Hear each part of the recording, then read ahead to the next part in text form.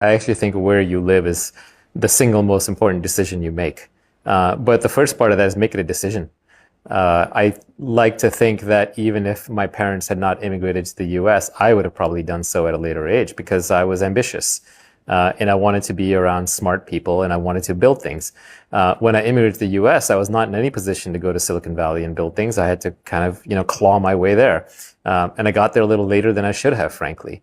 But at any given time, in the world's history, there's usually only one or two places that really matter in terms of moving the world forward. So there was a time when it was Athens in ancient Greece. There's a time when it was Florence in Italy. There's a time when it was London in the United Kingdom. And the time when I was kind of coming into my formative years, it was Silicon Valley. And I knew that. The first time I used an Apple computer, it was an old Macintosh in the computer room in my high school. I just fell in love with it. And I just knew that I had to get closer to Apple. That was the thing that pulled me in. When I got to Silicon Valley, the first thing I did was with my bags, I went in a taxi straight from the airport to Apple's headquarters and I wandered around. And I'd read this book by Guy Kawasaki called The Macintosh Way that was very inspirational to me. So at some point, if you have high agency, if you're a person that's self-motivated, which I think almost everybody watching this is, you will end up where you're meant to go. It's just going to take some effort. Naval, you're now 28 years old, and I have dropped you into an English-speaking country where you don't know anybody and you haven't got anything. Where do you start with creating that 30-year plan or making decisions and creating wealth and deciding what to do with your time? Yeah, well, first I would find the place where I wanted to be physically within that country. So where are the most dynamic, interesting, intelligent, forward-thinking, creative people? And I would go to that. Then I would find out what is the industry that those people are in. So which is the most dynamic, forward-thinking, creative industry? If I'm in Hollywood, then obviously I'm going towards the movie industry. If I'm in New York, I'm probably going to finance or towards the arts. If I'm in San Francisco, I'm going towards tech. But what is the industry that this place is known for? Once I'm in that industry, then I would say, what are the unique skill sets? What is the specific knowledge that I have to offer? What is the thing that I can do, almost effortlessly? It doesn't feel like work to me, but might feel like work to others that I can do all day long. Great. So I'm going to go do that. Now, who are the people that need help with that, who are both who have reputation for being ethical and honorable and open-minded, and the kinds of people that I would want to work with? I need to identify those people. And then I need to approach those people with an offer they can't refuse. I'd go to them and say something along the lines of, look, here's what I have to offer. I am offering to work for you for 1 month for bare subsistence, just pay enough for me to survive. And I will treat your business or your endeavor as if it were you. I will be a shadow version of you. You will have another founder for free, basically free. And if at the end of that month, you aren't so blown away that you would make me at least a junior partner in your business, then I will leave and I'm automatically fired 30 days later. So you don't even have to worry about getting rid of me. I would start there. That is a fantastic answer. Thank you so much. Reading was my first love. I know that in my childhood, when I was around 9, 10, 11 years old, I was a latchkey kid. My mom was working multiple jobs, and then she was going to school at night. We were raised by a single mother. My brother and I were in New York City, and we were in a part of New York City that isn't very safe. So I basically the library was my after school center. So after I'd come back from school, I'd just go straight to the library and I'd just hang out there until they closed, and then I'd come home. So that was just my daily routine. But I think even by that point in time, I'd already loved books. I was reading books as a child. I remember my grandparents' house in India. I'd be a little kid on the floor going through all of my grandfather's Reader's Digests, which is just all he had to read there. I mean, now, of course, there's a smorgasbord of information out there. Everybody can read anything all the time. But back then, it was much more limited. So I would read comic books. I would read Reader's Digests. I would read storybooks, whatever I could get my hands on. Mysteries. I was big into mysteries. So I think I just always loved to read because I'm actually an antisocial introvert. And I was just lost in the world of words and ideas from an early age. I think some of it comes from the happy circumstance that when I was young, nobody forced me on what to read. I think there's a tendency among parents and teachers to say, oh, you should read this, but don't read that. The reality is I just read a lot that by today's standards would be considered mental junk food. But eventually you just get to like reading, you run out of the junk food, and then you start eating the healthy food, right? Or your tastes kind of graduate. So I think to some extent that's what happened with me, because I started from comic books and then went from that into mysteries and went from that into fantasy, then into sci-fi. And then from sci-fi, I made it into science and then mathematics and then philosophy. So it just kind of kept climbing up the stack. But I'm lucky that there was no one around when I was 7 years old or 6 years old saying, "Oh, you shouldn't read that. You should read this instead." Is most of what you read today physical or on a computer or Kindle? For convenience, it's mostly Kindle. It's not the Kindle device itself; it's an iPad. But for books that I really, really like, I will also buy a physical copy. So I have both. So there's no excuse not to read it. A really good book costs $10 or $20 and it can change your life in a meaningful way. So it's not something I believe in saving money on. And this is even back when I was broke and I had no money. I always spent money on books. I never viewed that as an expense. That's an investment to me. And I probably spend 10 times as much money on books as I actually get through. So in other words, like for every $200 worth of books I buy, I actually end up making it through 10%. So I'll read $20 worth of books, but it's still absolutely worth it. You and I have that in common. Yeah, and anything that's one of the greats, like if I read a book and I know that it's amazing, I'll buy multiple copies, partially to give away, partially because I have them lying around the house. And these days, I find myself rereading as much or more as I do reading. Because I think this was a tweet from an account on Twitter that I saw. This guy Heuristics, and he basically said, I don't want to read everything. I just want to read the 100 great books over and over again. And I think there's a lot to that. So it's really more about identifying what are the great books to you, because different books speak to different people, and then really absorbing those. Because I don't know about you, but I have very poor retention. I have to, I skim, I speed read, I jump around. And I could not tell you specific passages or quotes from books, but at some deep level, you do absorb them, and they become part of the threads of the tapestry of your psyche. So they do kind of weave in there.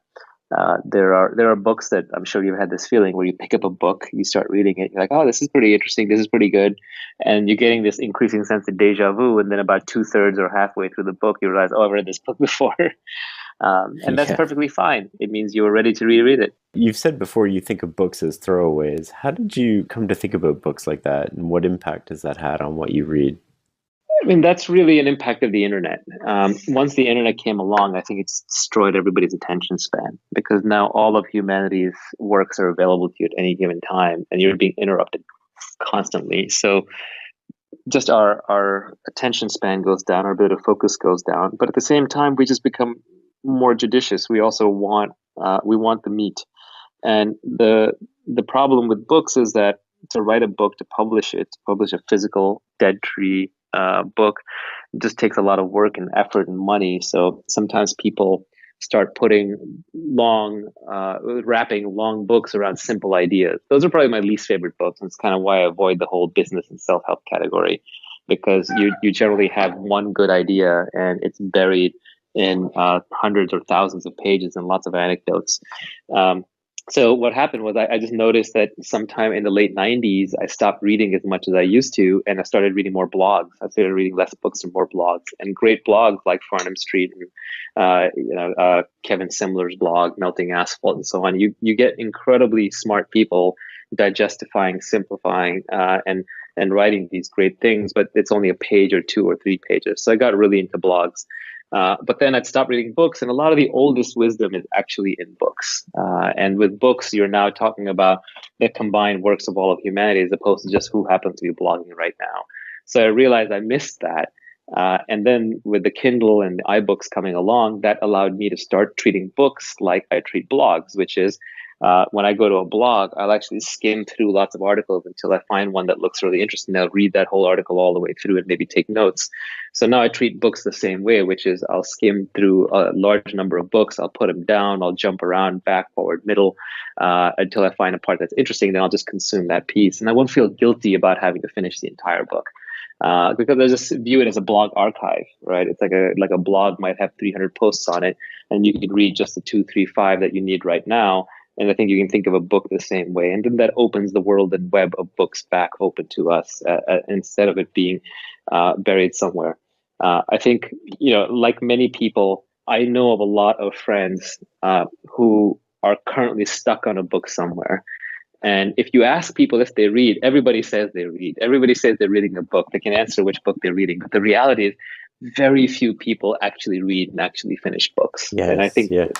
that's probably because of all these societal and personal um, rules that we've put up. Like, you must finish a book, and you must read books that are good for you, and you can't read junk food books, and this is a hot book right now, and so on. The reality is, I don't actually read that much compared to what people think. Like, I probably read 1 to 2 hours a day, which, and that puts me in the top 0.00001%. I think that alone accounts for any material success that I've had in my life and any intelligence that I might have, because real people don't read an hour a day. Real people, I think, read a minute a day or less. Making it an actual habit is the most important thing. And how you make it a habit doesn't matter. It's very much like exercise or working out. Do something every day. It almost doesn't matter what you do. So the people who are obsessing over, like, should I be weight training, or should I be doing tennis, or should I be doing Pilates, or should I be doing the high intensity training method versus the happy body versus whatever, they're missing the point. The important thing is to do something every day. It doesn't matter what it is. So the same way, I would argue the important thing is to read every day. And it doesn't matter. It almost doesn't matter what you read, because eventually you'll read enough things, and your interest will lead you there, that it will dramatically improve your life. So just like the best workout for you is the one that you're excited enough to do every day, the same way I would say the best books to read are the ones that are books or blogs or Twitter or whatever, anything with ideas and information and learning. The best ones to read are the ones that you're excited about reading all the time. I was very pleasantly surprised a couple of years back that I reopened an old book, which I had read, or I thought I'd read about a decade ago, called The Beginning of Infinity by David Deutsch. Sometimes you read a book and it makes a difference right away. Sometimes you read a book and you don't understand it, then you read it later at the right time and it makes a difference. This time, when I reopened this book and I went through it much more carefully than I had in the past, meticulously, rather than reading it to read it and to say I was done reading it, I read it to understand the concepts and the topics and stopped at every point where something was new. It completely started reforming my worldview. It changed the way I think. And I would credit this book as being probably the only book in the last decade, except maybe a few of Nassim Taleb's works and maybe one or two other scattered books, that I feel made me smarter. They literally expanded the way that I think. They expanded not just the repertoire of my knowledge, but the repertoire of my reasoning. People throw around words like mental models a lot, and I find most mental models not worth reading or thinking about or listening to because I find them trivial. However, the mental models that came out of the beginning of Infinity are transformational because they very convincingly completely change the way that you look at what is true and what is not. Karl Popper laid out the theory of what is scientific and what is not. What is a good explanation, what is not. And what Deutsch does is he expands on that dramatically in the beginning of Infinity. But even that is to do it a disservice. The wide-ranging nature of what he covers in the beginning of Infinity is incredible. He goes from the theory of knowledge, which goes by the fancy word epistemology, all the way to quantum mechanics and physics and multiverse theory, to infinity and mathematics, to the reach of what is noble and what is not noble, universal explanations, the theory of computation, what is beauty, what systems of politics work better, how to raise your children. These are all encompassing long-range philosophical ideas. The beginning of Infinity reminds me the most of Gödel Escher Bach as a book in that it's very wide-ranging. It stitches together ideas from many different disciplines. It's very difficult to understand and follow completely. Everyone claims to have read it, but as far as I can tell, very few people understand it. I had this experience in college where I first found Gödel Escher Bach. And I remember that I put it on my bookshelf and I started reading it and I started reading it and I started reading it. And about a year later, I was probably about halfway through it. And then I just ran out of time. I had other things going on.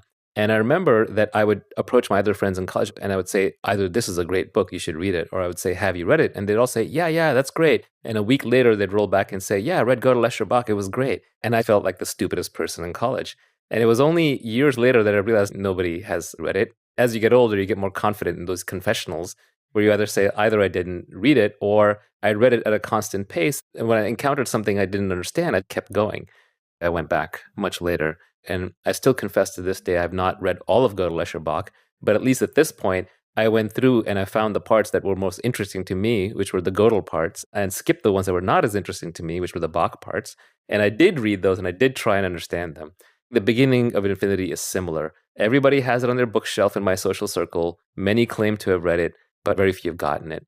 I do go back to this point that was first eloquently stated on Twitter by a character named Illucertus, where he said, I don't want to read all the books. I just want to read the best 100 over and over again. And I would say that I'm currently stuck in a loop where, at least in science, I'm only going to read the beginning of Infinity and the Fabric of Reality over and over again until I understand them fully. If I had read them 20 years ago, I would know a lot more because then I would have chosen the right books and the right authors to read subsequently. It's going to be a hard book to follow. You should buy a hardcover and electronic so you have both. And the audio. Get it in every way possible. If you can get through it on the first sitting and understand all the points at a deep level, then congratulations. Yeah, so I mean, I obviously grew up reading a lot of books, and I love books. Doesn't mean books are the only medium of learning. Some people learn from YouTube videos, some people like audiobooks, some people like tweets, some people like blog posts. I mean, at the end of the day, it's about where you can find the highest signal to noise ratio. Books are uniquely interesting for a number of reasons. One is, unlike the synchronous media of YouTube and audiobooks, you can consume books asynchronously, which means that on one sentence you can spend an hour, and then the next paragraph you can spend a minute, and the next chapter you can spend a second as you slip through it. So for anyone who's serious about absorbing knowledge, books are a much better medium. They're much more efficient. And the point of reading is not to stack up a giant stack pile of books that you then tweet out and say, current reading this week, look at how many books I read, thumping your chest. The point of reading, and the point of reading is not even to necessarily absorb knowledge. In an age of Google, the knowledge is always a fingertip away. The act of reading is to spark the point of reading is to spark your own creativity and to spark your own thoughts. So it's almost like you're starting a fire in your brain. And so a really good book has to be read slowly. If you're reading books quickly and you're proud of the speed at which you're reading them, you're reading the wrong books. It's like lifting weights that are way too light. You're just cranking through the exercise. On the other hand, if you read a book that's way too difficult for you and you're just stuck and can't make any progress, then that's like trying to lift a weight that's too heavy. You can't even get a single rep off. But what you want to lift a weight or read a book that is kind of at the edge of your ability, where you're learning more. And but it's a struggle. It's a little painful. It's a little confusing. But at the same time, it's sparking ideas and thoughts that then you have to add your own creativity and your own interpretations and apply to your own experiences to learn something. The books that excite me the most are the ones that make me smarter. They don't necessarily give me more knowledge or information. I'm not going to necessarily read a book on why water is the most important molecule in the world, or or a biography of a famous general. But those books are always a fingertip away. I can pull them up and read them very quickly and easily if I need to or want to. But I'm not going to just absorb useless knowledge that I can just Google on demand. Rather, the books that I read are the ones that make me smarter. In fact, Brett Hall just joined the chat, and Brett is a teacher of physics and epistemology and runs this great podcast called the Theory of Knowledge podcast, which I've shilled before on my Twitter because it's actually probably the only podcast that I listen to religiously, because it makes me smarter, and because Brett is exploring this book called The Beginning of Infinity, which also is probably the best book I've read in the last decade and also made me a lot smarter. I wish I'd encountered it earlier. But that's not to say that reading that book is the end all and be all, and there's nothing magical about the book format. In fact, I don't think Deutsch, no offense to him, he's a brilliant thinker. I don't think he's the best writer because I think he's writing for other physicists, and so he's not writing for you and me. Or maybe if he tries, but it's hard for him to operate down at our lowly level. So people like Brett and myself and others can help interpret it. And as we chew on it, we can digest it and sort of pass it down. And there's a few chapters in the Beginning of Infinity, in the first few chapters, actually, luckily enough, and the last few ones, weirdly enough, that are the most interesting and applicable for normal people. And I encourage everyone to go and digest those. And it took me, and I'll confess, to really get through the Beginning of Infinity and the Fabric of Reality, which is the precursor to the Beginning of Infinity. It took me about 2 years to get through it.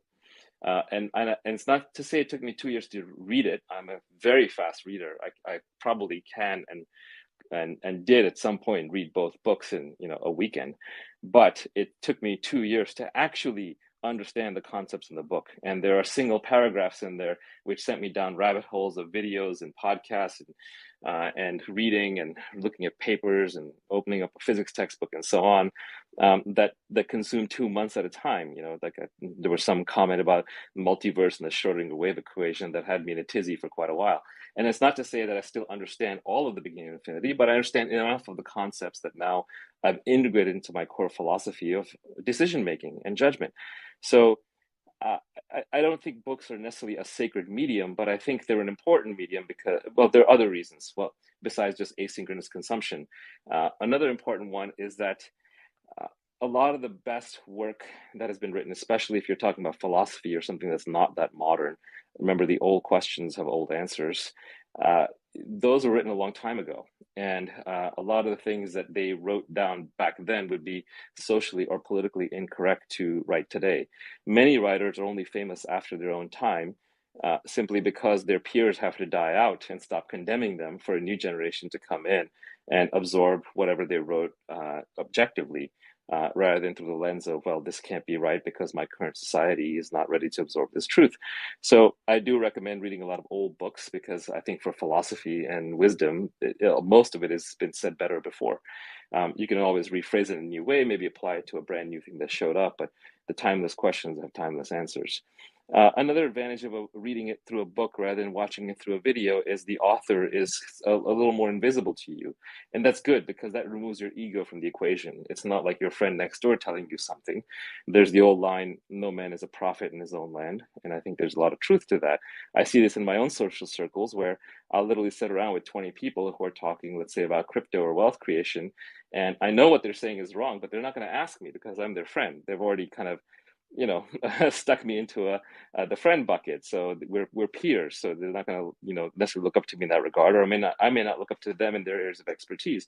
So if you can remove the speaker from the spoken, if you can remove the writer from the writing, then it allows you to absorb it with less in the way. It allows you to make it your own and then regurgitate it later, but again, through your own lens in such a way that it becomes a part of the fabric of your thoughts. And so I do think that absorbing knowledge from a book, I find it to be higher quality absorption than if it's coming through a speaker. Maybe that's just me.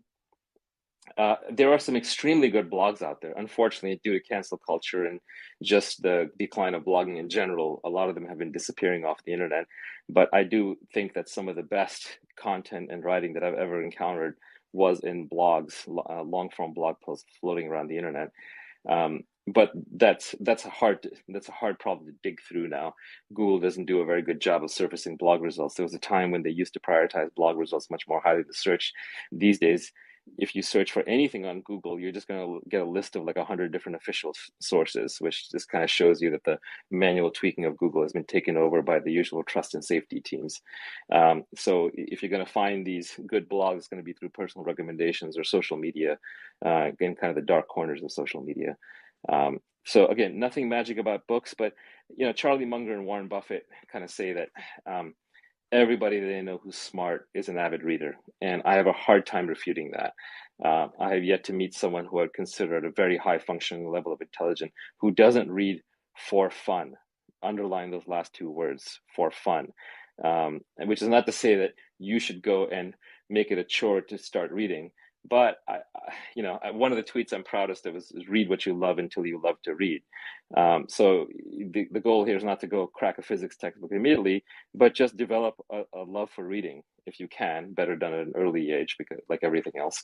And if you can develop a love for reading, then eventually you'll navigate your way to the things you're quote unquote supposed to read, just because you get bored of the trite stuff. A lot of the same points, same jokes, same observations will kind of strike you as pedestrian.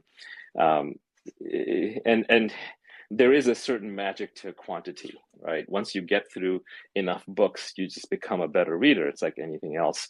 That said, the goal here is not to read the largest quantity of books, it's to read the highest quality of books. I will once again plug the beginning of Infinity, and I'll say, read it and spend 2 years on it if you have to, and listen to Brett's podcast, because if you can get through the beginning of Infinity and really understand the core principles at a deep level, it's going to improve the quality of your thinking so much that your future books and blog posts and tweets that you pick up, you will be able to determine very, very quickly which ones are talking truth and which ones are talking trash. And believe me, your theory of knowledge right now is not good enough. Whatever you think it is, you can upgrade it. As we were talking about before, judgment is the most important thing. I have a couple of core foundational values. They're not things that I explicitly developed. They're just sort of, you can look back after the fact and say, oh yeah, I won't compromise on those things. But now I realize how important honesty is. And I learned that from a couple of different places. One is when I grew up, I wanted to be a physicist. And I idolized Richard Feynman. I read everything by him, technical and non-technical, that I could get my hands on. And he said, you must never, ever fool yourself, and you are the easiest person to fool. The physics grounding is very important, because physics, you have to speak truth. You don't compromise. You don't negotiate with people. You don't try and make them feel better, because if your equation is wrong, it just won't work, whatever you're doing. So I think the science background is important in that. A second is growing up in New York. I grew up around some really rough and tumble kids, some of who were actually the Russian mob. And I once had an encounter where I watched one of them threaten to kill the other. And the would-be victim went and hid. And then finally, he let the aggressor into his house after the aggressor promised him, no, I'm not going to kill you. Honesty was such a strong virtue between them that even when they were ready to kill each other, they would take each other's word for things. It sort of went above everything. And even though it was honesty in a mob context, I realized like how important that is in relationships. And then as I get older in life, I realized that a lot of happiness is just being present. And whether you get this out of Buddhism or cognitive therapy or drugs or wherever, you realize that to live in the present moment is the highest calling. It's the source of all happiness. And when you're not honest with somebody else, or when you even withhold something in your mind, what you've done is you've created a second thought process. You've created a second thread in your head that then has to stay active, keeping track of what you've said versus what you're really thinking. And that takes you out of the moment, and it brings you unhappiness over time. You will not realize it at that moment itself, but it will create stress and distraction. So if you really want to be happy, you have to be present. And one of the core tenets of being present is to be completely honest at all times. You mentioned before in one of your interviews that you have foundational values, but you didn't elaborate. So I'm curious, what are those? Yeah, it's a good question. I've never actually listed them or articulated them. But I would define values, first of all, as a set of things that you will not compromise upon. So foundational values to me are things that I've looked at very, very carefully about myself, and I've deliberately chosen and said, you know what, this is a habit, this is a way of life, and I'm not going to compromise on it. I'm going to stay this way forever. I just don't want to live life any other way. Now, I've never fully enumerated them, but examples of them, like I think honesty is a core value.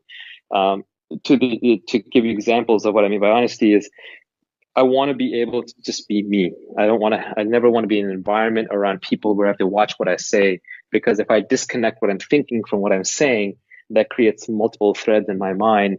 That means that I'm no longer in the moment. That means that I now have to be future planning or past regretting every time I'm talking to somebody. So anyone around whom I can't be fully honest, I don't want to be around. Another example of foundational value is I don't believe in any short-term thinking or dealing. So if I see anybody who's even around me, like let's say I'm doing business with somebody and they think in a short-term manner with somebody else, then I don't want to do business with that person anymore, because I think all the benefits in life come from compound interest, whether in money or in relationships or love or health or activities or habits. So I only want to be around people that I know I'm going to be around with for the rest of my life. And I only want to work on things that I know have the long-term payout. Another one is like, I only believe in pure relationships. I don't believe in hierarchical relationships. So I don't want to be above anybody, and I don't want to be below anybody. If I can't treat someone like a peer, and if they can't treat me like a peer, then I just don't want to interact with that human. Another one is I don't believe in anger anymore. I mean, that was something that was good when I was young and full of testosterone, but now I always like the Buddhist saying that anger is a hot coal that you hold in your hand while waiting to throw it at somebody. So, I don't want to be angry, and I don't want to be around angry people. So I just cut them out of my life. And I'm not judging them. I mean, I went through a lot of anger too. And so, they have to work through it on their own, but go be angry at someone else somewhere else. So I don't know if that necessarily falls into the classical definition of values, but it's a set of things that I won't compromise on, and that I just live my entire life by. And I think everybody has values, and a lot of finding great relationships, great coworkers, great lovers, wives, husbands, is finding other people where your values just line up. And then the little things don't matter. Generally, I find that if people are fighting or quarreling about something, it's because their values don't line up. Because if their values lined up, the little things wouldn't matter. How is radical honesty? Like, how radical is your honesty, and how has that kind of impacted your life? I mean, it's pretty honest. I'm not like I think Ray Dalio from Bridgewater is famously radically honest. So I'm not going to go and call somebody ugly to their face. Like, I'm not trying to make a big show of it. I'm not trying to say, hey, I'm so honest that I'm going to shock you. What radical honesty just means that I want to be free. Part of being free means that I can say what I think and think what I say. They're highly congruent and integrated. And it also means, Richard Feynman famously said, you should never, ever fool anybody, and you are the easiest person to fool. So the moment you tell somebody else something that's not honest, you've lied to yourself, and then you'll start believing your own lie. And then that will disconnect you from reality and take you down the wrong road. So it's really important for me to be honest, but I don't go out of my way volunteering negative or nasty things. I would combine radical honesty with an old rule that Warren Buffett has, which is praise specifically, criticize generally. And I try to follow this. I don't always follow it, but I think I follow it enough that it made a difference in my life, which is if you have a criticism of someone, then don't criticize the person, criticize the general approach, or criticize kind of that class of activities. But if you have to praise somebody, then always try and find the person who's the best example of what you're praising, and then praise that person specifically. And that way, people's egos and identities, which we all have, don't work against you; they work for you. Have your values changed at all, or have you given more thought to them since becoming married and becoming a parent? I mean, how has that changed you? Yeah, values almost by definition don't change that much over time, but it takes some time for you to figure out your own foundational values. I think everybody has them. It's just that maybe we're not that aware of them until later. So mine have changed a little bit, but not a lot. I mean, my wife is an incredibly loving, family-oriented person, and so am I.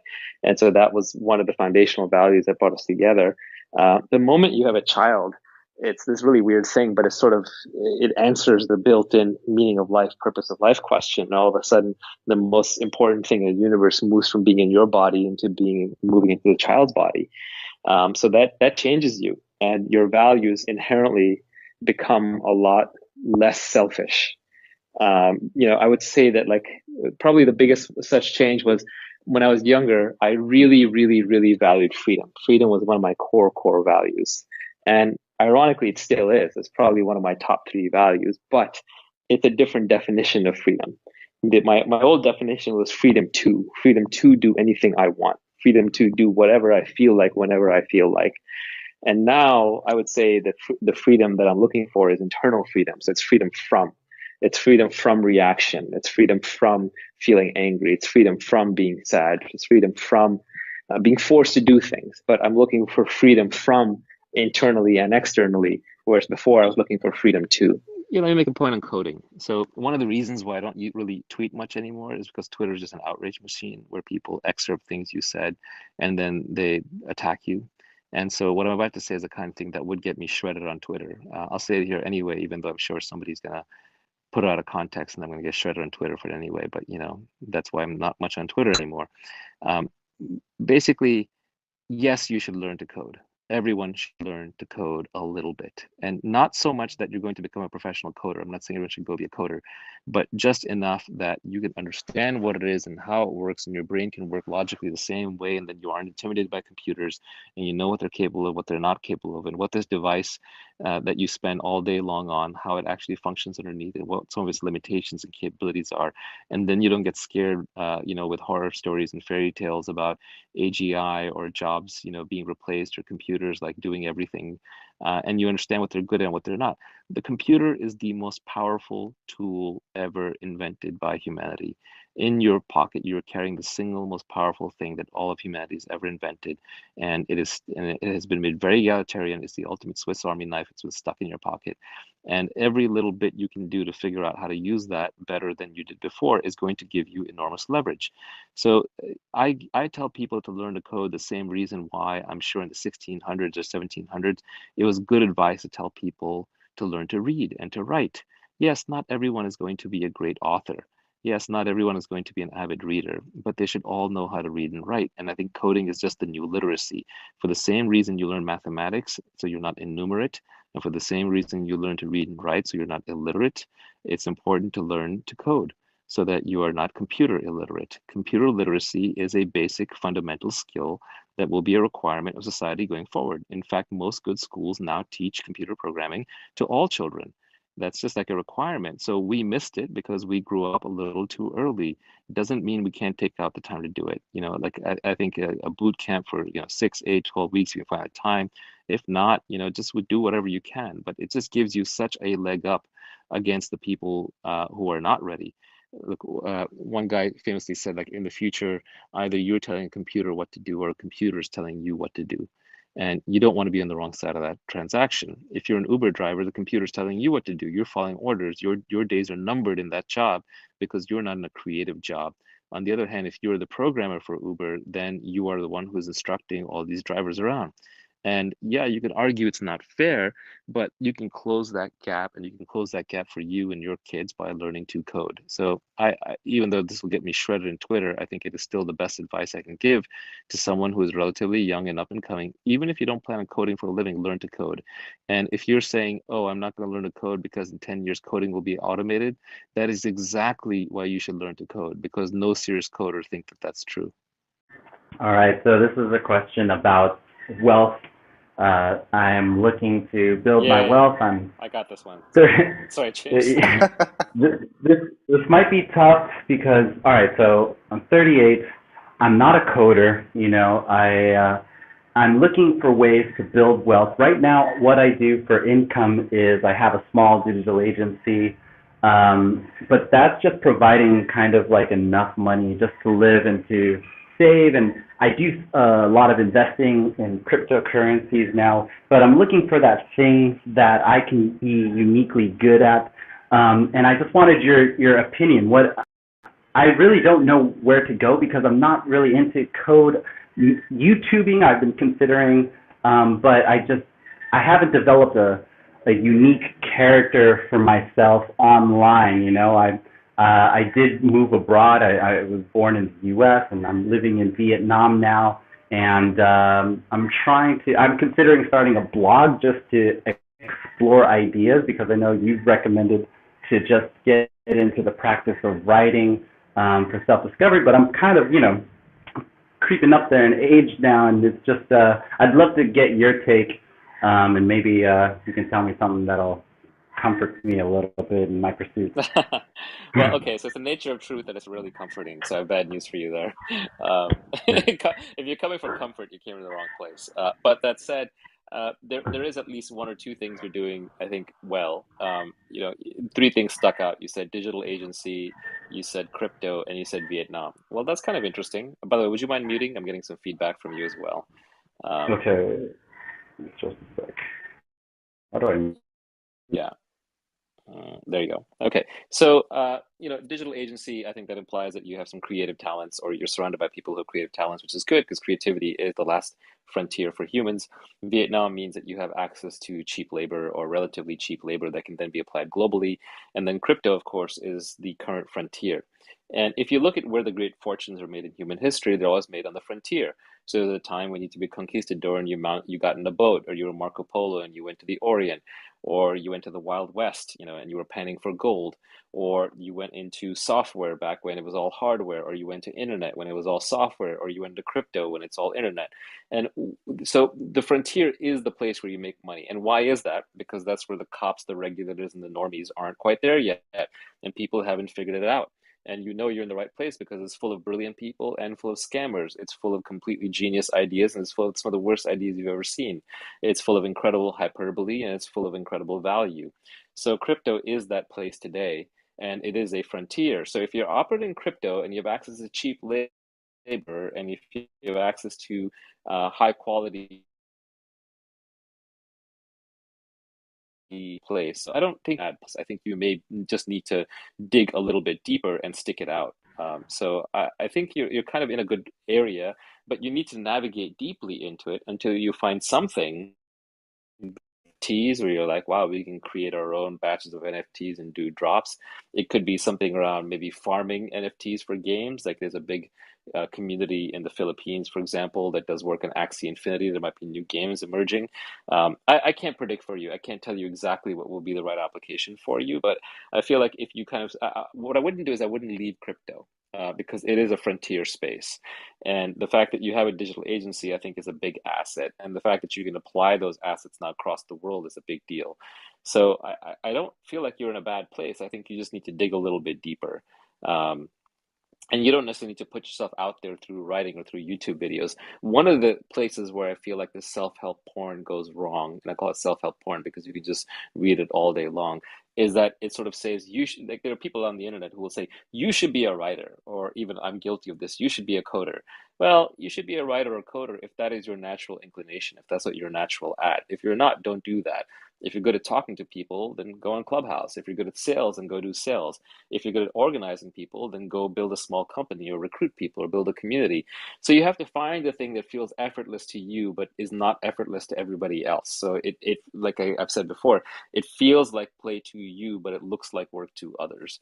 And I think you're kind of already on those vectors. So I don't think you're poorly positioned. By the way, 38 is not old. I'm 47, so I kind of envy you at 38. I would give a lot to have those 9 years back, and hopefully I would use them even more wisely.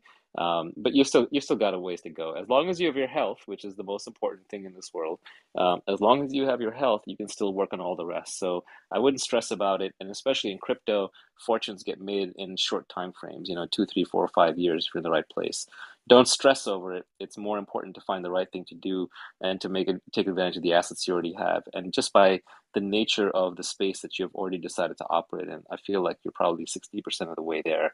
And you might just be going through the darkest before the dawn kind of situation. So that's my high level assessment on it.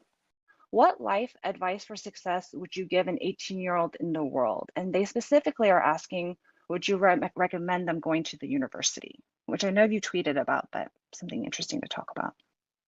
Universities are complicated. I mean, right now you sort of probably want to go to them because they're these very strong curators, and so they have a signal. They give you a badge that unfortunately is still very useful in large parts of society. But I joke that university degrees are the new taxi medallions, and that they're artificially scarce and they're required for certain things, but they're going to be obsoleted relatively soon, or already are in many disciplines. So you can already see some substitutes emerging for the university degree. For example, if you start a company that VCs fund, or if you join Y Combinator, that can be a substitute for a university degree.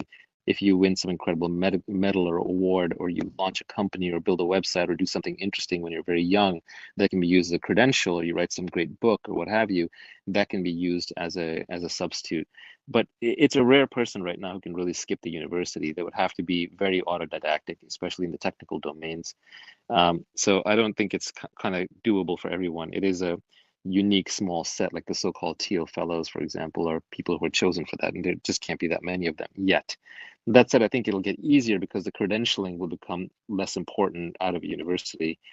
The other thing is, I think there's a whole class of university degrees that are pretty worthless. If you're not getting a STEM degree or a degree that can help you build or fix things, then you don't need a degree for it. You can just read books on it. I mean, you can teach yourself. So really, the classical university degree where you're investing 4 years of your life, and boy, isn't it a coincidence? It takes 4 years to learn anything, regardless of whether it's English lit or physics. I would argue that if you can learn it on your own, then you don't need a university degree for it. To the extent you need it for signaling, there's a fun little hack, which is, at least in Silicon Valley, or the greater tech ecosystem, it's almost better to get accepted to Stanford and then drop out than to actually finish the degree. First, you're in a very illustrious cohort of people who then went on to be very successful, or at least that's the perception, which is good enough for signaling purposes. And secondly, you just save yourself a lot of time. You've shown you've passed the filter, but then you recover the next 3 years.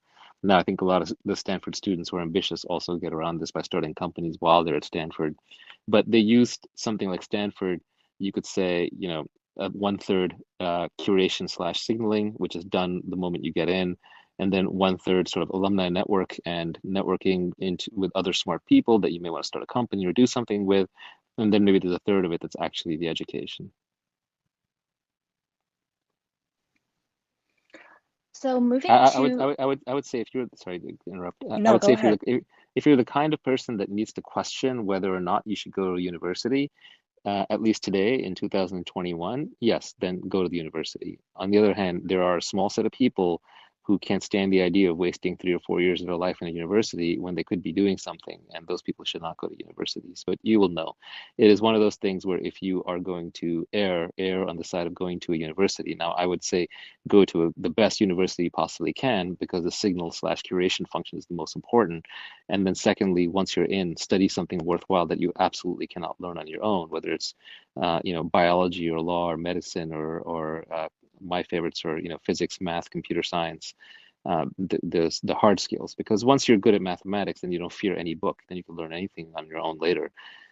But I would say the soft, squishy skills, those are the ones where I think it would be suspect. Like if you're going to go to a middling school and graduate with like a social sciences degree, I don't know if you're going to pay back your student loans. You're about to graduate. If you had to go back and give that Naval advice, you're already hooked on reading, so that seems to be covered. What advice would you give yourself? Yeah, it's funny. I actually did this exercise recently where I sat down and I didn't write it because it was in my head, but I did spend some time thinking about what is the advice I would give my 30-year-old self. And the advice was along the lines of chill out, don't stress so much, not so much anxiety, everything will be fine, and be more yourself. Don't try and do what you think society wants or needs. Don't try and live up to other people's expectations. Self-actualize, say no to more things, protect your time because it's very precious. On your dying day, you will give everything you have for another day. Yeah. So the discount rate, the marginal value of that extra day just goes up as you get older. So the advice was all along those lines. It was basically be yourself. Don't listen to other people. Don't worry about what other people need or want or think or expect from you. Mm-hmm. And then I said, well, what would my 30-year-old self have said to my 20-year-old self? And it turned out to be pretty much the exact same thing. And what would my 20-year-old self have said to my 10-year-old self? Pretty much the exact same thing. So I think my 50-year-old self is going to say, chill out, relax, don't stress so much, live in the moment. It'll all be all right. Less fear, more love, and love people more. Love is one of those weird things. Like everyone wants to be loved. Everyone deeply needs to be loved. It's not something you can buy. No amount of money or power will bring you true unconditional love. But it turns out you can give love. It's free to give. So you can't necessarily get it. But if you can get in the mindset of, well, I'm just going to give it, eventually on a long enough time scale, you get what you deserve. The universe kind of sends it back your way. Yeah. Well, not only that, it's like if you don't know how to make yourself happy, try to make someone else happy. And that is sort of as you said, kind of a recursive function. And now I'm using vocab I shouldn't, but it's a virtuous cycle. Charlie Munger, who's Warren Buffett's partner at Berkshire Hathaway, and just a brilliant older gentleman, his speeches are collected in Poor Charlie's Almanac, and they're worth reading. But he was asked at one of the Berkshire Hathaway annual meetings, someone basically asked him along the lines of like, how do I find a worthy mate? And he said, be worthy of a worthy mate. Yeah. And I think that's absolutely right. You just work on yourself until you no longer need them, and then they appear. I think that's what there's a Zen saying that says, when the student is ready, the master appears. What that basically means is you have to work on yourself and be ready, and then good things will happen to you. So on the other end, people who perhaps going to university isn't really even an option for them. There's a question about if with leverage that we're seeing with like technology, and you've talked extensively about self-learning for coding and other ways to essentially create financial freedom on the internet. There's a few questions asking if you believe or if you think that the trend towards moving to English speaking countries are important, and your kind of your thoughts on that. That question was asked a few times in a few different ways. Yeah, English is the lingua franca of the internet, ironically enough. And so the internet took English from being a plurality of speakers to, I think it's going to take it to a majority of online speakers. And because a lot of technical stuff is written in English, various websites work best in English, apps work best in English. If you want to be a first-class citizen on the internet, it really helps to be fluent with English. The reason I'm up here and not in the audience like the rest of you is because I happen to be more articulate than the average person with English because I read a lot of books when I was a kid. And so I just happen to be good at expressing myself in the English language, and that's a big deal. That eloquence turns someone into a speaker as opposed to a listener.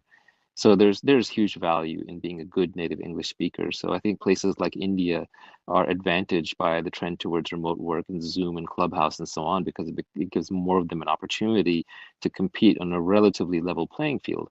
One of the things that people are going to learn with remote work is not really about letting the Facebook engineer work from Ohio instead of from Silicon Valley. I mean, that may be true in the short term, but in the long term, it's really about, Amit from India being able to work for Facebook in Silicon Valley, but while he's in, some rural town in India. So, that's going to disrupt and change lives in global supply chains. Some people will be better off, some will be worse off, but that's true globalization happening. So, yeah, English is a superpower. If I had to pick subjects for my kids to learn, I'd really, really drill down on logic, math, computer science, and English.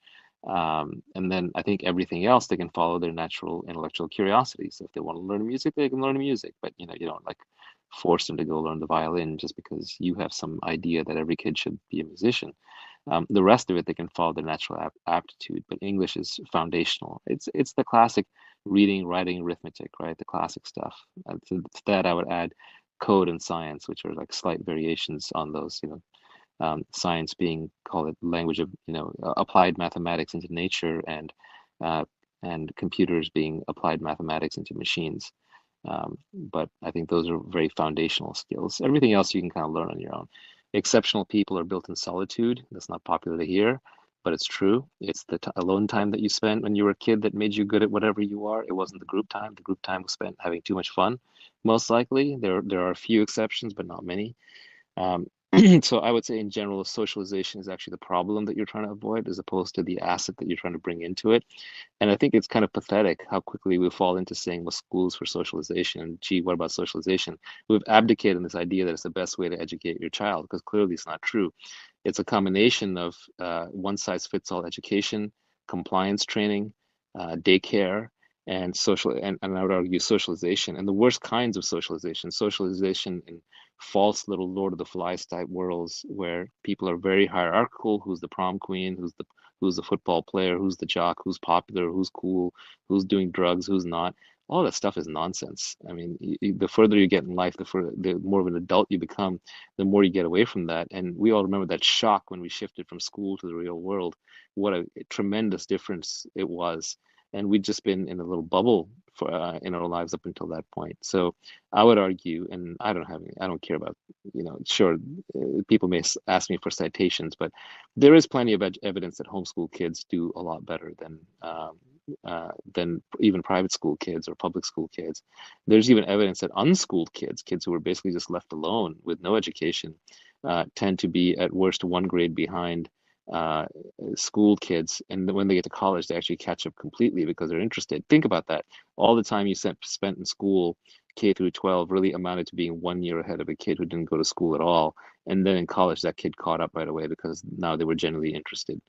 So I think the way we do schooling is much more about daycare, and it's also preparing kids for the wrong things. I mean, 8 hours a day, 9 hours a day in a little group prison camp where you have to raise your hand to go to the bathroom, and they tell you how to think and how to behave. I mean, It's terrible, but I think most parents don't have a choice, right? Most parents are busy working. We don't live in tribal societies anymore where grandma and the aunts and uncles can all raise the kids together. So raising kids is really hard. So we abdicate that to the state. The state turns into a lowest common denominator situation, and the kid ends up bored and compliant, and or having, most of their curiosity stamped out of them and just wasting an enormous amount of time. Most of the time spent in school is just completely wasted, and then they use it to build a social life because there's nothing else to do. So I just cannot imagine sending my kids to a regular school. Maybe I'll abdicate, maybe I'll be forced to. So I reserve the right to change my mind, but at least right now, I don't think it's the best way to educate them. Obviously, I have the means and I have the time to do otherwise. If you don't have the means and the time, then send your kids to the best school possible, or try to form a local homeschooling group where you can share the burden, or try to live close to your tribe so you can do what you can there. That said, look, I am a product of mostly public schools, including, thank God, magnet schools, which I know are out of fashion now.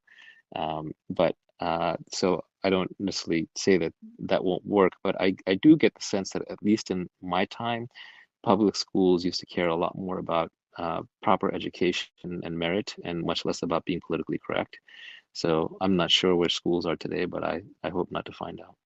Hi, Naval. So I'm an undergraduate computer science and cognitive science student, and I was wondering what your I've listened to your How to Get Rich podcast, and I found it very insightful. I was wondering, how do you go about picking? I know your answer might be, maybe follow the thing that you're most passionate about, but how do you find something that you're most passionate about in terms of wanting to start a future startup? Yeah, so passion. Okay, so my answer on these things is usually not find out what you're most passionate about. That's actually a very unimaginative answer, and that's the really old answer where it's like people will either say, your parents will say do what's practical, and all the books will say do what you love. I don't think either is actually quite correct. I think the way that I like to phrase it, which is nuanced, and it's important to get the whole thing, is you want to find what feels like play to you, but looks like work to others. So both of those are true. Both of those have to be simultaneously true. So feels like play to you is the what you're passionate about part. So you'll naturally be good at it, you're into it, you're curious about it, you enjoy doing it. But looks like work to others, that is equally important. That means that it has in society, that thing is seen as work by other people, and therefore it is likely to have some value. So you want to find the intersection of those two. And that's not easy. I'm not saying you're necessarily going to find it trivially, nor that you're going to find it, on a timeline. When you're in college, one of the false dichotomies of college is this idea that you're expected to decide on your career that you're going to do for the next 10, 20, 50, 100 years, whatever, through path during this very short couple of year stint.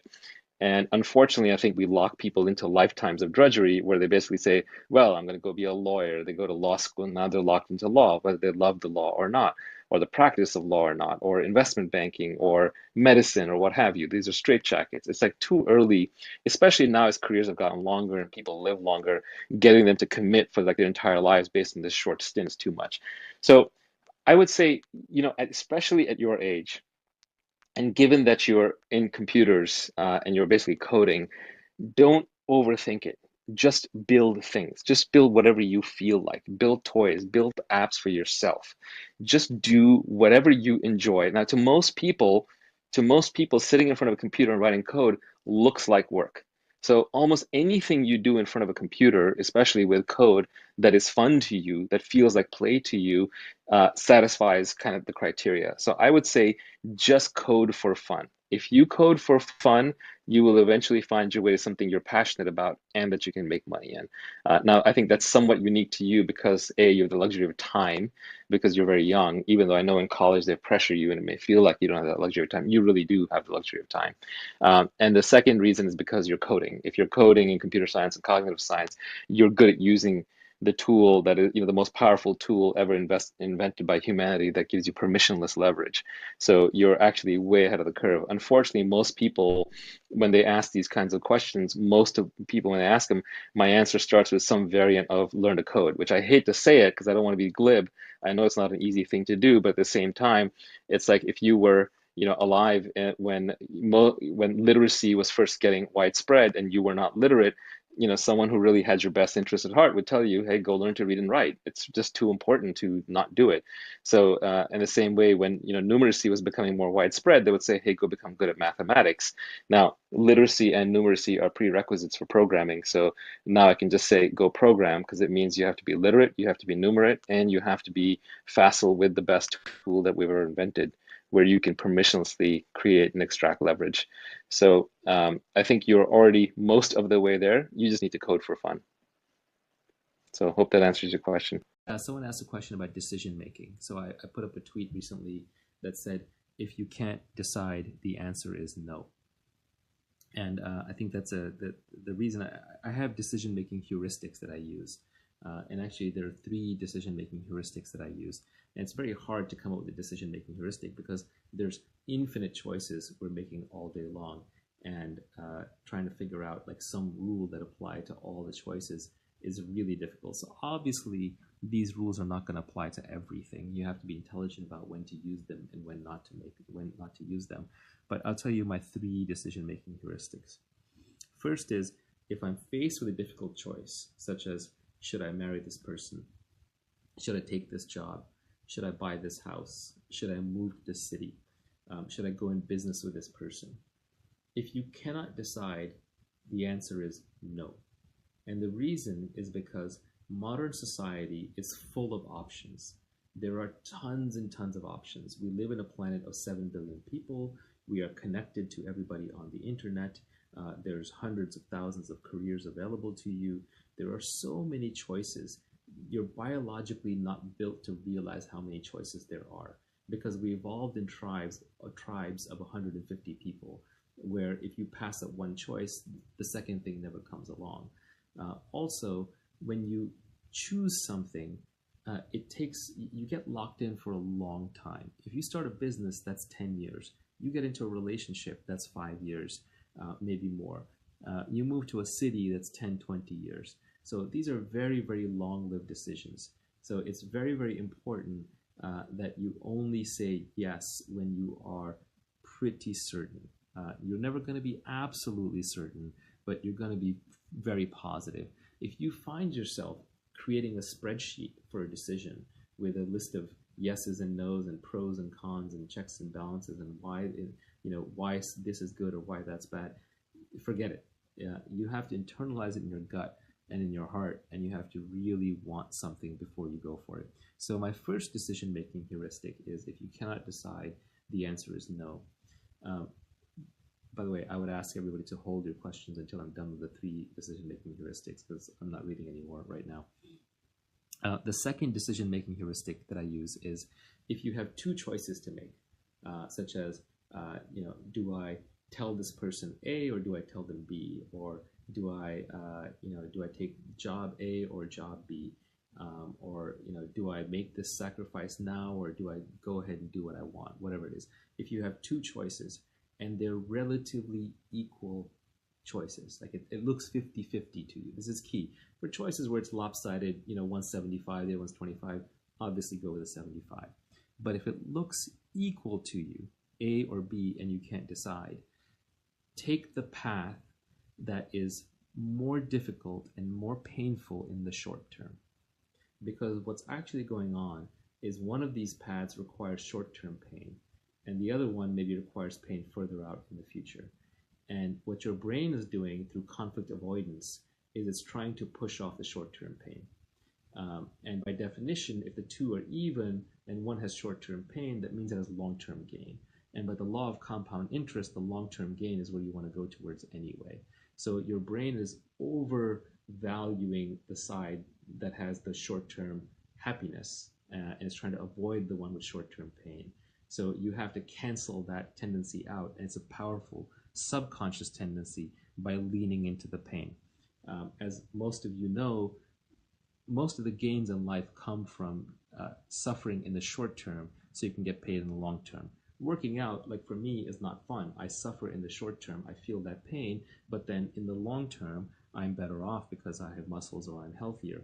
The same way, if I am reading a book, and I'm getting confused, if like I can't understand what's going on, that's just like working out and the muscle getting sore or tired or feeling the lactic acid, but it's not just my brain is being overwhelmed. But in the long run, I'm getting smarter because I'm absorbing new concepts sort of at the limit or edge of my capability.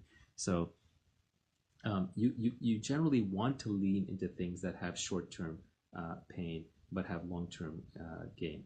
My trainer, Jerzy Gregorek, aka the creator of the Happy Body, he has a beautiful short saying where he says, hard choices, easy life, easy choices, hard life. So what he means by that is if you make the hard choices in the short term, like, oh, I shouldn't eat bad carbs or processed foods, or I should go ahead and do the workout, which is difficult and I don't feel like doing it, then in the long term, I'm going to have an easy life.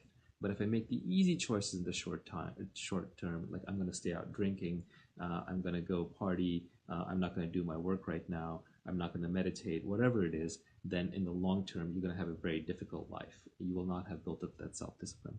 So that is my second heuristic for decision making. And now I'm going to talk about the third heuristic for decision making. The third one is a little different. The first one was focused on making the right long-term decision. The second one was on choosing how to split between two otherwise even paths. The third one is about cultivating peace of mind. And peace of mind is very important because it is the precursor to happiness. Happiness is one of those things that cannot be chased directly. If you chase happiness directly, what you're actually chasing is pleasure, and pleasure eventually comes with a withdrawal symptom. Like pleasure is a high, and then you crash down. Pleasure is a Ferris wheel that you get on, you ride it up, and then eventually you ride it back down. But if you actually want to be happy, if you want to be content, that comes from peace. And so the third decision-making heuristic is, if you're having, and this is very helpful in times of interpersonal conflict, where you're trying to figure out whether to say something to somebody or not, that might make them angry or might get something off your chest. Make the choice that will leave you more equanimous. Equanimous is sort of a fancy word for internally calm and settled. Make the choice that will leave you more equanimous at the in the long term. And this one I can't take credit for. I got it from Kapil Gupta. He's on Twitter as well as Kapil Gupta MD or Siddha Performance. I forget which account he's using right now. But basically, whichever choice will leave you calmer in the long term is actually the right one. If you walk away from making a choice and you still have internal turmoil, then eventually you're going to want to turn around and reverse that choice. So this helps you from having regrets. So those are kind of my three decision-making heuristics. The best founders I found are the ones who are very long-term thinkers. So even decisions that maybe they shouldn't care that much about early on, they fixate on because they are not building a house. They're putting bricks in the foundation of a skyscraper, at least in their minds.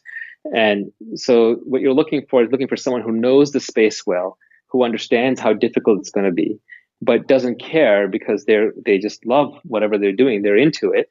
And they commit to it for the long haul. So, passion and vision alone are not enough. Mm-hmm. I think Steve Case said that vision without execution is a hallucination. Execution alone isn't enough. And then, unfortunately, at least in the technology business, there's a lot of luck required. Right place, right time, market forces, timing, regulatory action against or pro. So there's a lot of things that you control, where the platforms are shifting, what open source efforts show up. So you can never predict the outside successes, but what you can predict are the failures. You can say, oh, this person doesn't know this field at all. They're way out of their depth. Or this person, they're a short-term thinker. They're not going to last the game. They have to go as far as needed. Because as I was saying, there are no new ideas. All the ideas have been thought of, but it's about the combination of the idea plus the execution plus the passion. Like Steve Jobs was a visionary and a great designer, not because he came with the idea to build a smartphone. Many people had tried to build a smartphone, but it's because he had a very high bar for the design. He understood the manufacturing tolerances and what the technology was capable and what it wasn't. He could rally the people and the resources to get it done. He actually didn't care about the financial outcome. He took $1 salary from Apple. He just wanted to see it done. And he was willing to do it for as long as it takes until it worked. So it's kind of this magic confluence of factors. And then the timing in the world happened to be right. The technology was around and Johnny Ive was there. And who knows how many other factors intersected to make it happen. But just as many factors intersected on his side, there were ones that intersected against him. For example, he had to take over Apple, which was a horribly failing company at the time. Poor guy died of pancreatic cancer, right? He got taken out early. Think about what more he could have created, what more he could have done for the world. He probably wasn't happy in the whole process. He drove himself to ruin. So I think you do have to be irrationally optimistic to succeed and passionate. But you also have to really know your stuff. And I meet a lot of entrepreneurs who are either short-term thinkers, in which case that's okay. It just means this is not the thing for you. Right. Go find the thing you can commit to for 10 years, because that's how long it's going to take minimum to get a good outcome. And you have to enjoy the journey because there's no guarantee on the outcome. And you have to be really, really good at it, which means that you probably love it so much that you're willing to put in the time before there's even any return on it. So I think the best founders, they have a deep understanding of the space they're going into, enough to be contrarian, and they have a deep passion for it so that they'll just keep working on it. And they have execution skills. They just get things done. They solve problems. They're capable. I love that. I don't get to invest with angel founders, so I don't. But we all deal with people with similar, in business or life. If we're establishing a partnership, whether it's with a customer, a supplier, a relationship, we have similar concerns about their short-term thinking and will they take advantage of us, and how should we go about entering that relationship, and is this relationship fragile? I think that's a good way to think about it. One thing I figured out kind of late is that generally, at least in the tech business in Silicon Valley, great people have great outcomes. You just have to be patient. Every person that I met at the beginning of my career 20 years ago, where I looked at it and said, wow, that guy or that gal is super capable. They're so smart and dedicated and blah, blah, blah. Now we'll just be friends or hang out or whatever. Kind of forgot about them. All of them, almost without exception, became extremely successful. You just had to give them a long enough time scale. It never happens in the time scale you want or they want, but it does happen. Question is, Naval, what is your meditation routine? So we're going to talk about meditation for a moment.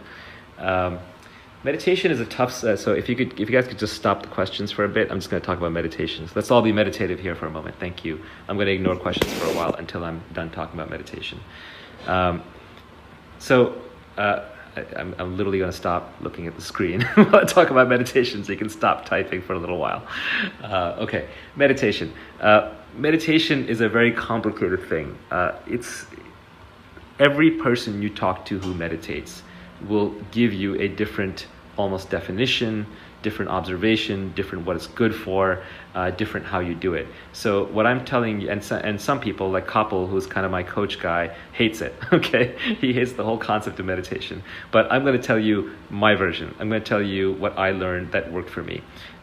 First, I'm going to back up a little bit. By the way, there's a meditation master here. We're actually all meditation masters. So my meditation is no better than yours. I'm just telling you mine. So let's think about how your mind works. Okay, when you're walking down the street, your mind is usually associating. It's in free association. So it's basically saying, this woman just crossed the street with a dog. Oh, I used to have a dog just like that. Oh, when I had a dog like that, I lived in that apartment. Oh, that apartment, God, that guy overcharged me. Oh, I hated that guy. So your mind is always just free associating and connecting things around you and having sort of this uncontrollable stream of thoughts. That's like kind of like your default how your mind operates. Beyond that is contemplation. Contemplation is when you sit there and you direct your mind to one topic, to one subject. Scientists are essentially in contemplation. They're working on a specific problem. A poet, when they're like trying to figure out the right words for the poem, they're in contemplation. Sometimes an author can be in contemplation when they're plotting out the narrative for their book. Next, beyond that is concentration. Concentration is when your mind is focused on one thing. And this can be, you're surfing and you're riding a wave. You're driving a car at a high speed around a bend. It could be you're having sex with somebody. Your mind is focused on that act. So concentration is when your mind is single pointed. Most meditation techniques are concentration methods. And there are many, many meditation techniques. If you ever want to run through a bunch of them, you can pick up a book called The Book of Secrets by Osho. And I know he's gotten a bad rap popularly recently, but he was a pretty smart guy. But there's a book called The Book of Secrets by Osho, and it's actually a translation. It's a translation of an old, I believe, Sanskrit book that has something like 120 different meditations in it. And you can try each one. You can just see which one works for you. The one that works best for me is the fourth state of mind. So concentration, what you're trying to do, either with a mantra or watching your breath, is you're trying to bring your mind to what is called a single pointed state.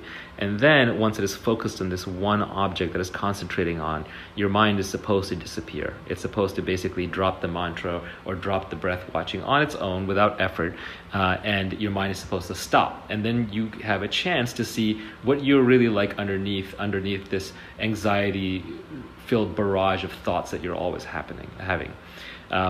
So the last thing that you're trying to get to, the last stage after association, contemplation, and concentration is meditation. Meditation is the art of doing nothing. You cannot do meditation. By definition, if you're doing something, you're not in meditation. Meditation is a state you're in when you're not doing anything. When you're not doing anything physically, when you're not doing anything mentally, when you're not doing anything consciously. You're just making no effort. You're literally being completely still, physically and mentally, inside and out. That is a state that you're trying to achieve. But there is an oxymoron, which is for true meditation, you're not even there. The thing that's trying to achieve the state of meditation cannot actually be there in full meditation. So the method that I learned was basically that you just sit there and you close your eyes, and for at least 1 hour a day, you surrender to whatever happens. You don't make any effort whatsoever. You make no effort for something. You make no effort against something. If something travels through your mind, then you let it go. If there are thoughts that are running through your mind, you let the thoughts run. What's kind of going on is that your entire life, things have been happening to you, some good, some bad, most of which you processed and resolved, but a few that stuck with you. And over time, they stuck more and more with you, and they almost became like these barnacles stuck to you. And you lost your childhood, your childhood sense of wonder and being present and being happy. You lost your inner happiness because you built up this personality of unresolved pain and errors and fears and desires that have glommed onto you like a bunch of barnacles. And now how do you get those barnacles off of you? How do you strip them off of you? Well, what happens in meditation is when you're sitting there and not resisting your mind, these things will start bubbling up. It's like a giant inbox of unanswered emails, tens of thousands of emails going back to your childhood. And they will come out one by one, and you will be forced to deal with them. You will be forced to resolve them. And resolving them doesn't take any work. You just observe them. But now that you're an adult, now that you have some distance in time and space from previous events, you can sort of just resolve them. You can be much more objective about how you view them. Someone just mentioned peyote. Yes, that psychedelics are a bit of a cheat code in this, although I don't recommend drugs for anybody because I think you can do it all through pure meditation. If you wanted to accelerate ahead, psychedelics are good for that. There's a good book that Michael Pollan wrote recently called How to Change Your Mind, and I think that is a brilliant book that everybody should read. In any case, so with meditation, over time, you will resolve a lot of these deep-seated, unresolved things that you have in your mind, and it is different for everybody. And once they're resolved, there will come a day when you sit down in the morning to meditate, and I recommend morning 1 hour a day because anything less is not enough time to really get deep into it. But I would recommend, if you really want to try meditation, do 60 days, 1 hour a day, first thing in the morning.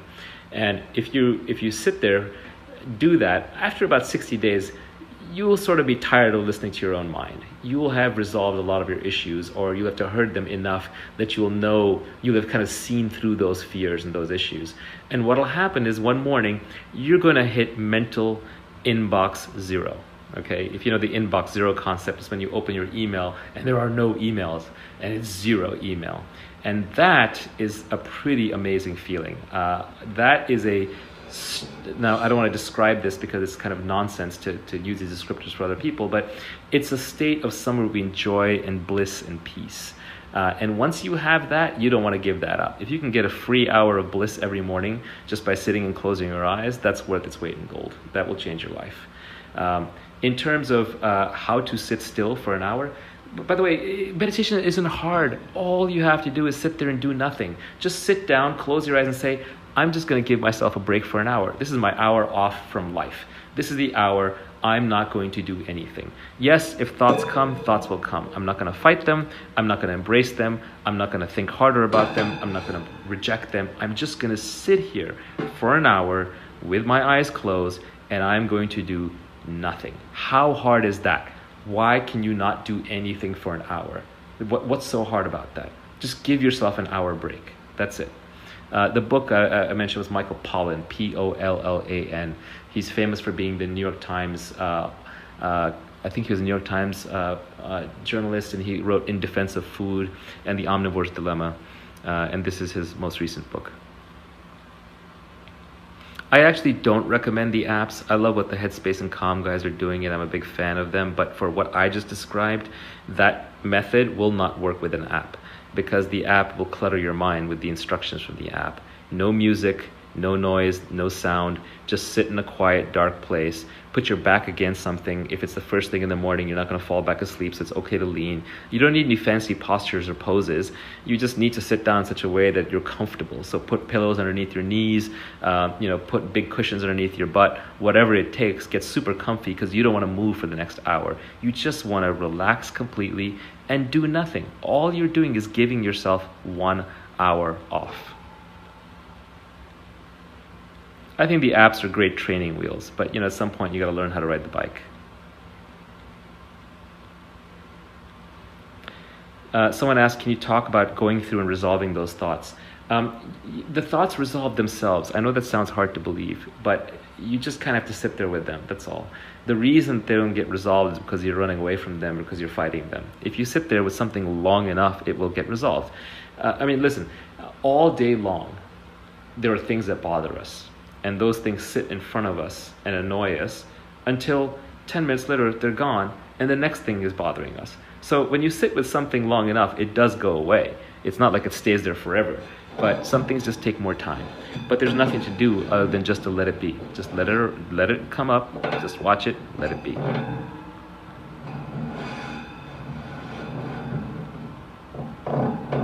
How do you know you've hit inbox zero? Oh, you'll know. It's not subtle. When you hit inbox zero, then meditation arrives. And when meditation arrives, it's just a whole different beast.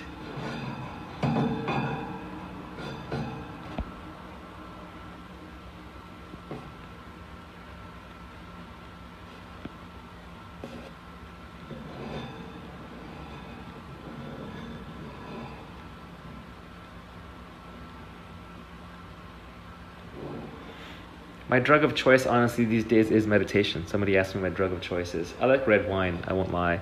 And living in California, we've all tried cannabis here and there, but meditation is it. That's my main drug of choice. That's the one that I get high on every day. What is the noise behind you? It's a fireplace. Someone asked, does seeking inbox zero defeat the point of it? Yeah, in some very deep sense, yes. Like for true meditation, you can't have an objective, you can't be seeking anything. But I assume I'm talking to a general audience here, not to advanced practitioners. For a super advanced practitioner, you don't want to seek anything. But it is kind of contradictory. It's like, well, then why sit down and meditate in the first place? You can sound really clever by saying, there's no point to it, you're not supposed to do anything, and there's no reason to do it, nor should you seek it. But then you actually wouldn't do it, so it would defeat itself. You defeat yourself at the starting line. The reason to win the game is so that you can be free of it. And my questions about this are, I'll read it one more time. The reason to win the game is so that you can be free of it. I would be curious to know what game you are free of, or what game you're playing so that you can be free of it. I like to think I'm free of almost all the games at this point. What are the games? All of life is games, right? You start out with the family game, you do the school game, the grades game, the getting girlfriends and boyfriends game, the getting married game, the having kids game, the making money game, the having the career game, the getting famous game, the dressing well game. It's so much of it is social games. There are a few that are not games, like meditation. You're not doing. If you're scoring points in meditation, you're doing it wrong. Yoga, these are single player games, right? So it's really the multiplayer games are the ones that suck you into society and into anxiety. Now, you kind of have to play them. You have two choices towards peace in your life. One is you can play these games and you can win them. And when you win them, this is the hard part, realizing you've won and stop playing new ones or setting new goals for yourself that are even higher and higher. It's like my friends who have made so much money and they continue, all they try to do is make money and they just don't seem very happy about it. It's fine if they're happy, if they're like Elon Musk seems like he's having a grand old time. That's fine. But if it's making you miserable and you continue doing it and you only have one life and you kind of can't see past that, then I would argue you're playing the game too far. So there's kind of two ways out of the trap. One is not wanting something is as good as having it, right? I think it was Liad Chabot said this on Twitter. I thought it was really good. Or there's a recent Socrates quote that I retweeted where he was taken to the story is he was taken to a market back in ancient Greece, and it was full of luxurious and fine items. And he said, there are so many things that I do not want, right? And it was ridiculous. He looked at all these fineries and said, so many things here that I do not want. And I thought that is freedom. That is power. That is self-contained. That is a person who has found himself and needs nothing outside of himself. That is so inspirational. So the same way I look upon the world and I say, well, I could just say that, right? You can't just say that. If I just said, there's so many things that I don't want, it's not true. I want the money. I want the girl. I wanted the fame, or I wouldn't have gone on podcasts and I wouldn't be on Twitter. At some level, that is true. So obviously there's certain things that I want. I'm not a monk. I'm not living in an ashram, but what I can do is I've gotten the things that I want. And I'm careful not to want more. I don't want more fame. I don't want more money. Although if I get it, it's fine. It's part of the craft. It's part of the bonus. So I have to be careful about about not unconsciously taking on new desires. If I'm taking on a new desire, I better go fulfill that. So these are all just games that I'm playing. And, you got to play some game. You're on this planet. You're alive. You might as well play something. Now, the question is, what game do you play and how do you get out of the game so you're not just trapped playing that game forever? And one way is you choose your games very carefully. If you're a monk, you only choose very, very few games to play, or you play no games and you live content, blissful, harmonious, peaceful. Or the other is you play the game and you win it and then you say, I'm now free of this. So what that tweet is the reason to play the game, the reason to win the game is to be free of it. It's a reminder to myself that for the games that I've won, it's time to let go of them and to be free of them, and not to unconsciously double down by comparing myself to the Joneses and continuing to level up and level up and level up and level up. And then one day you die. And then you're like, okay, that was pointless. Like, I did all that work for what? Like for nothing. So if you're not enjoying it anymore, if you've already won the game by the definition you had when you started playing the game, and one hack is to set the definition early on so that when you go past it, you've won. To not get trapped into playing this game forever and just living in some anxious future as opposed to actually enjoying yourself in the present, you have to know when to stop playing the game. And so to me, the reason to play these games is to win them, and then you can be free of them and to see what else then that you want to do or not do, not to keep playing the same game forever. Because these games the adult games are very cleverly designed. You can keep playing them infinitely, and they're all ups and downs and ups and downs. And I guarantee you, every time you get money, you'll be afraid you're going to lose it, or you're going to compare it to the next person who has it. Or every time you get famous, now that's an image that you have to live up to, and now insults can hurt you. And now you don't have your privacy anymore, as you've written about. So all of these games have downsides. Or if you're, you're good at dating, you have a lot of men or women in your life, then you're also going to have a lot of relationship trauma, and you got a lot of tumultuousness. You're going to have a lot of hurt people. You got a lot of emotional drama in your life. So you just have to kind of realize when you've won the game and say, I'm done with this. So I would aspire to be like Socrates and say, there are so many things in this world that I do not want. And I like to think that I'm kind of there for the most parts. Either I don't want it or I have it. Now, of course, there's a fear of losing it, which is always there. but I don't want to pick up new desires unconsciously. And I don't want to keep upgrading my lifestyle and my expectations to match my circumstances. Otherwise, I'll be on this treadmill forever. We are all playing games, and the key is knowing which game you are playing so you can at least attempt to consciously choose the game. Finite and Infinite Games by James Carse is an interesting read. What is the purpose of life, Naval? Everyone has to have their own answer to this question. So my answer is not necessarily correct. It's just valid for me. It's not valid for you. So what's interesting is more to explore the question than to try and come up with an answer to the question. Kapil Gupta and I have talked quite a bit about this, and the conclusion that I've sort of come to for myself is, I'm not answering your question directly, I'm answering a little indirectly, is when I try to think about what I want to do these days with my life, and I'll be the first to admit that I have a luxury that the rest of you don't, or many of you don't, which is I have money. So I have a lot more options open to me. But I like to think that I would have still thought this way even if I didn't have money, which is, when I think about what I should do with my life, I kind of realize that none of it is going to matter in the end. In fact, one good mental construct, if everyone could stop with the questions for a sec, one good mental construct is that I think that everything I do in my life is going to be a failure. Everything I do is going to be a failure.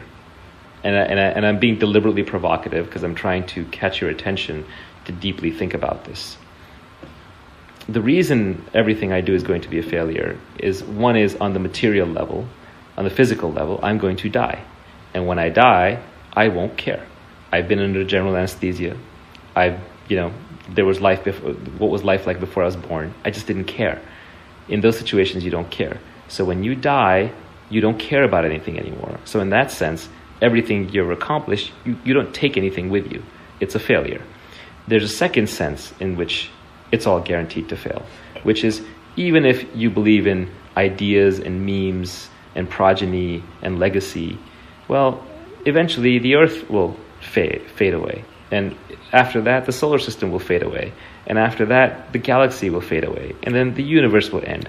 So nothing is forever. Nothing is permanent. So everything goes to zero eventually. So there's that sense of failure. And then there's a third way of realizing that everything you do is destined to fail, which is just look at your own experience. Every time you do anything and you succeed, you're really happy about it. And then a year later, you're back to where you started. Sometimes even a day later, but best case a year later, you're mentally back to where you started. The same way, if you fail to do something or something goes poorly for you, you're miserable and unhappy, but within a few months or a year, you're back to your previous state mentally. So even when you succeed, you bank that success right away and you essentially fail. So everything I do in my life is guaranteed to fail. So now what should I do with my life? And the answer is only what I really want to do for its own sake. And that's the definition of art. So whether it's business, whether it's exercise, whether it's romance, whether it's friendship, whatever you're doing, I think the meaning of life is to do it for its own sake. It's to just do it because you love living it.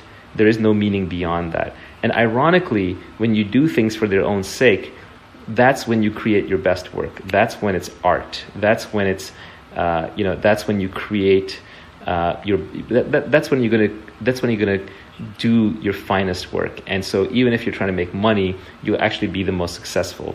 The year in which I sort of generated the most wealth for myself, even though it hasn't paid out yet, I can tell just in terms of I accomplished the most, I created the most value on an economic basis, was actually also the year in which I worked the least hard. But it was the year in which I cared the least about the future. It's where I was mostly just doing things for the sheer fun of it, where I was basically telling people I'm retired, I'm not working, and then I had the time to put into whatever was highest value in front of me, and by doing it for its own sake, I did it at its best. So I don't know if that answers your questions about meaning of life, but that is one way in which I think about it. There are other frames that I use. There's probably about 10 different frames that I'm using at all times to think about my life, but that is a recent and powerful one. If you could have one billboard anywhere with anything on it, what would it say? Where would you put it? I don't know if I have messages to send to the world, but there are messages that I like to send to myself at all times. One message that really stuck with me when I figured this out was that what is desire? And desire is a contract you make with yourself to be unhappy until you get what you want. I don't think most of us realize that's what it is. I think we go about desiring things all day long and then wondering why we're unhappy. So I like to stay aware of that because then I can choose my desires very carefully. I try not to have more than one big desire in my life at any given time. And I also recognize that as the axis of my suffering. I realize that that's where I've chosen to be unhappy. So I think that is an important one.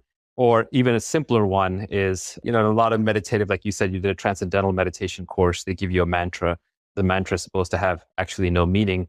Maybe the universal mantra, that's been derived through the ages is Om, where you kind of just sit there and say Om in your mind to yourself. Right. It's strange. You can say it to yourself all day long in your mind, and it'll make you happier and more peaceful. You start chanting it out loud, they'll lock you up. But Om has no meaning, I think. But to me, it has a meaning, and the meaning is just accept. Just accept. In any situation in life, you only have 3 options. You always have 3 options. You can change it, you can accept it, or you can leave it. Those are your 3 options. What is not a good option is to sit around wishing you would change it, but not changing it, wishing you would leave it, but not leaving it, and not accepting it. So it's that struggle, that aversion that is responsible for most of our misery. So probably the phrase that I use the most to myself in my head is to just tell myself one word, accept. So anytime I look at myself and I'm judging something, I just say accept. And it's only very, very, very few things that I will choose not to accept. And if I don't accept something, it's for one of 2 reasons. Either I'm aware that this is something that it's just so important to me right now that I can't accept it. And now I'm going to put up with a mental battle for it. Or more likely, I've just lost control of my thoughts. I'm no longer present. I'm dreaming. I'm in a highly emotional state.